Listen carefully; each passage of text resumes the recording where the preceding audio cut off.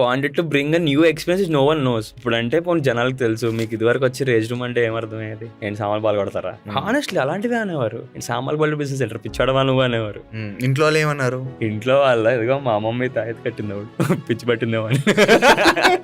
But my mom was very supportive. నేను ఆ రోజు రాత్రి 11:30 12కి ఇంటికి వెళ్ళా.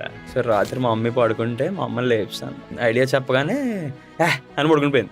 నెక్స్ట్ డే మార్నింగ్ నన్ను లేపింది మా అమ్మ ఫస్ట్ టైం. అరే రాత్రి నాకు కళ్ళు వచ్చిందిరా, మ్యాడ్ ఐడియా చెప్పావురా. కళ కాదు మమ్మీ, నిజంగానే చెప్పా అంటున్నా నేను. బాగుందిరా ట్రై చేయి కదా అంటే, మమ్మీ పిచ్చోడు అనుకుంటారా మమ్మీ అంటుంటే, లేదు మా జనరేషన్ అర్థం కాకపోవచ్చు కానీ for your present generation it might work out. కొంచెం దాని గురించి పేపర్ వర్క్ చేసుకోయేది అది అని. ఫ్యూ ఫ్యామిలీ కూడా ఆబ్వియస్లీ నాట్ సపోర్ట్లే. ఇంత కష్టపడి డబ్బులు సంపాదించి అవి ఖర్చు పెట్టేస్తున్నానంటే వాళ్ళకి ఉంటుందిగా.